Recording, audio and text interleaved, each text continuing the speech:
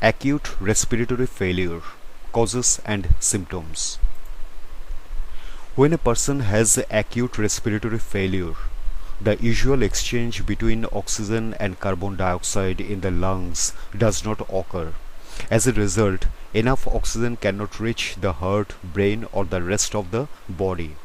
This can cause symptoms such as shortness of breath, a bluish tint in the face and lips, and confusion. Acute respiratory failure has many possible causes. The cause may be acute, including pneumonia, or chronic, such as amyotrophic lateral sclerosis or ALS. Acute respiratory failure is a serious illness. If a person thinks they or someone else has it, they should seek immediate medical attention.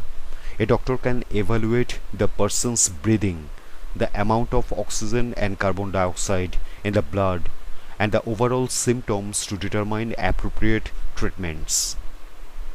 Causes. Acute respiratory failure usually stems from difficulty getting enough oxygen to the lungs, problems removing carbon dioxide from the lungs, or both.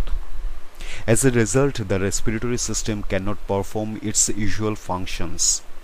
Potential causes include disorders of the spine such as scoliosis, inhalation injuries such as inhaling smoke from fires or fumes, lung-related conditions such as acute respiratory distress syndrome ARDS, cystic fibrosis, chronic obstructive pulmonary disease or COPD, pneumonia or a pulmonary embolism, nerve or muscle conditions that affect person's ability to breathe such as ALS, muscular dystrophy, spinal cord injuries or stroke, an overdose from drugs or alcohol, trauma to the chest such as after a car accident.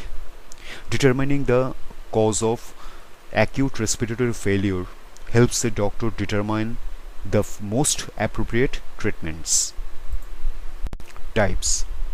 Doctors typically classify acute respiratory failure as one of four types. Type 1. Doctors call this hypoxemic respiratory failure. It means that a person is not exchanging oxygen properly in their lungs. This may be due to swelling or damage to the lungs. A person with type 1 acute respiratory failure has very low oxygen levels. Type 2. In a person with type 2 acute respiratory failure, the lungs are not removing enough carbon dioxide, which is a gas and a waste product. The lungs usually exchange carbon dioxide for fresh oxygen. This type of respiratory failure causes carbon dioxide levels to be high. It may result from a drug overdose that has caused a person to breathe too slowly, or because of lung damage from smoking, which causes COPD. Type 3.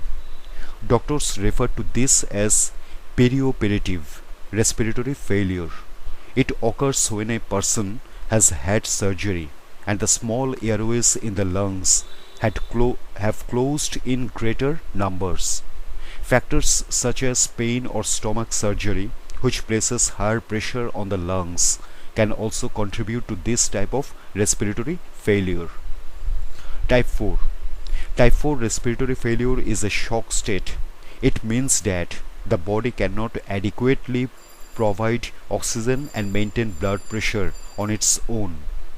This can result from serious illness or injury, such as when a person loses too much blood.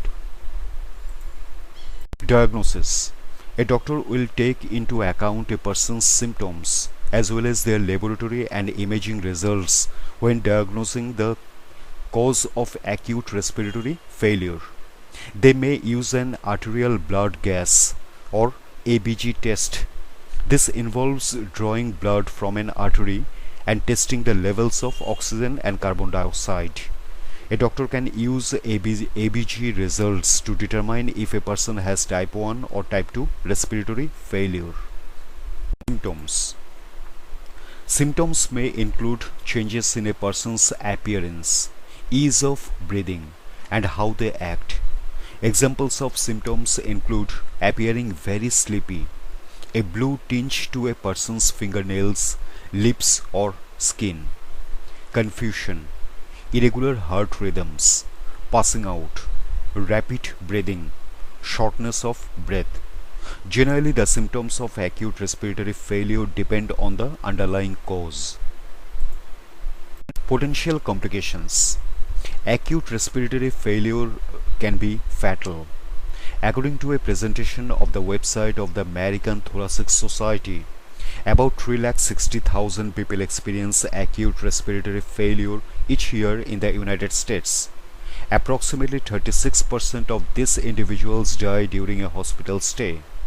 This figure may be higher depending on the underlying cause. For example, author of a study in the European Respiratory Review estimate that people in the hospital with the most severe form of acute respiratory distress syndrome have a 42% mortality rate. An episode of acute respiratory failure can cause damage to the lungs that requires a person to carry oxygen with them at all times. Some people require a tracheotomy, which creates a hole in the neck below the vocal cords to assist in breathing in the long term. Prevention. Not all causes of acute respiratory failure, such as trauma, are preventable. However, in the case of pneumonia and some other airway-related illnesses, a person can take some steps to protect their lungs. This include refraining from smoking cigarettes, which can damage the lungs, seeing a doctor at early signs of a bacterial infection, such as a fever, cough, and high mucus production, taking all medications a doctor prescribes to keep the heart and lungs healthy.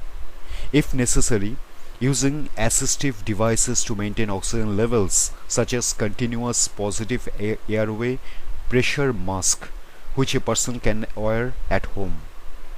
Engaging in appropriate levels of physical activity to enhance lung function.